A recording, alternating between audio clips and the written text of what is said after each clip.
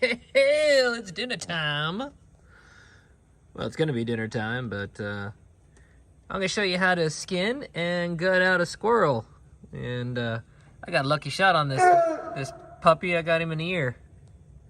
Wasn't a lucky shot, that's what I was aiming for. But you know, it is what it is. However you like cleaning a squirrel, I like cleaning a squirrel multiple ways. I like to do the tail step method, which is what I'm gonna show you. It's simple, quick, effective.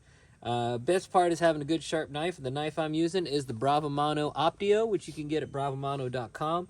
So go check out bravamano.com, check out their knives, and let's get this guy cleaned out. So now for the tail dump method, if you have a squirrel that's been dead a while, you want to stretch him, so you just grab a hold of him, give him a little stretch, get him all stretched out. So the tail dump method is pretty simple. We're going to start at the base of the tail. So right at the base of the tail, just slide your knife down, find the base of the tail, and split that hair a little bit and just cut in right there. And what you're going to do is you're going to see that cavity open up. Now you want to go back at the back of the tail and you want to break the tail. So we get back there, grab a hold of him, give a little twist, and break the tail. Actually break it. Hear that? Yeah. So now that we got the tail good and broke loose, we're going to cut through there, through the tailbone, and we don't want to cut into the meat and slice the tail off. What we want to do is cut along the back. So what I like to do is just go ahead and get a little cut started, and you'll feel that knife go through the tailbone. So once you get through that tailbone, you get that tail loosened up and broken off and separated, you can start cutting the skin back. So we're going to follow along the back, right above the top of the tailbone.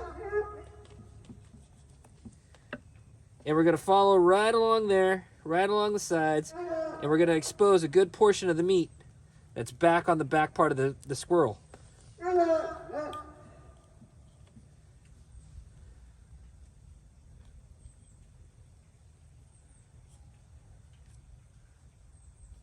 So once we get that exposed like that, pretty simple. And if you get any meat in there, just give it a little scrape with your knife, scrape that meat back down, that way you expose just the skin. Now, this is the easiest part. We're gonna put that squirrel down on something hard. We're gonna step our boot right on top of him. We're gonna grab hold of his back legs. We're just gonna pull. Ah.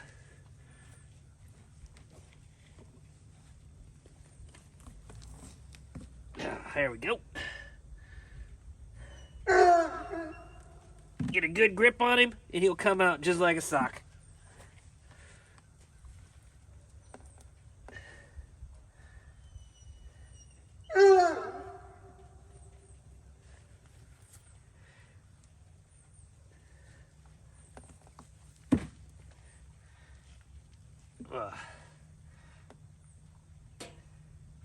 Sometimes the pants don't want to come off. That's okay.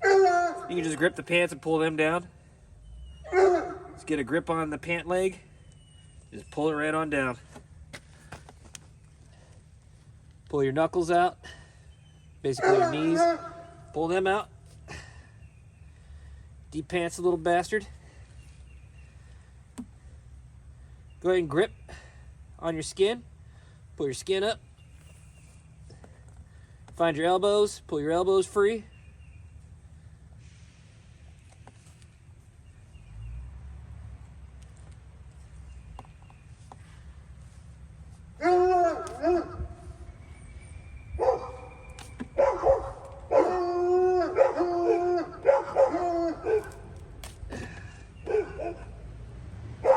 You pull everything clean off, just like so. Now to clean out the center, we're gonna lop off the head first. We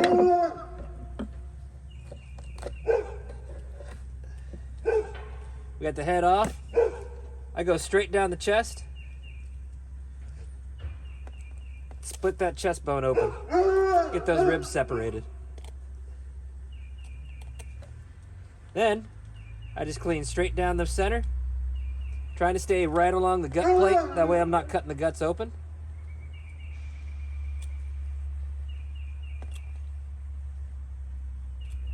Best part about doing that is just don't squeeze the squirrel, and you won't spill any guts out.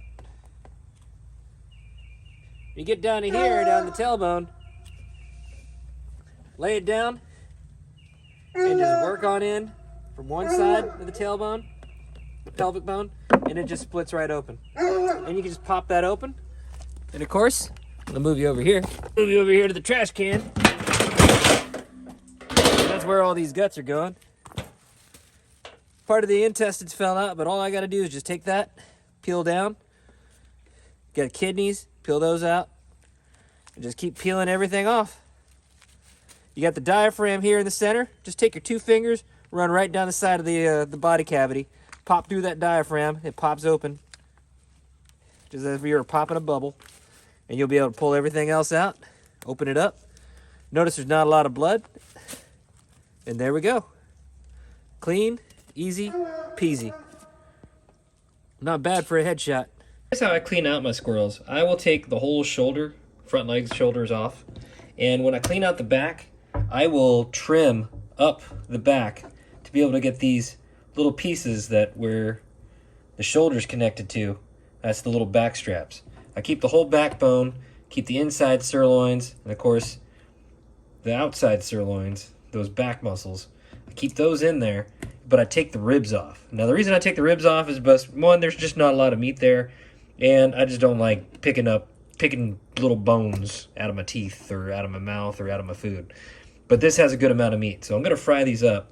There's the front legs. Here's the rear legs. When I remove the rear legs, all I do is I grab them. Since I already split that pelvic bone, I just grab them and I twist. Then I twist them off the body cavity until there's just only meat hanging them on, and just slice right through that meat. And you get a nice, good leg section right there.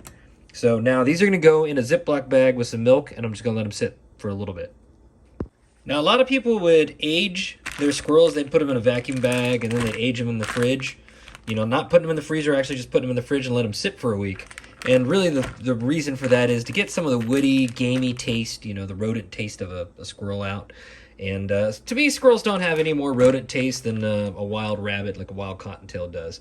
But putting them in the milk bath for about an hour just gives them a more milder, almost like a chicken-like quality to them. So that's what I'm going for. I just do that, and then I'll get my breading ready. My breading's going to be simple. It's just flour, a little dash of turmeric, salt, garlic powder, some cracked pepper, and that's it. I might throw in some cayenne, you know, if I'm feeling spicy about it.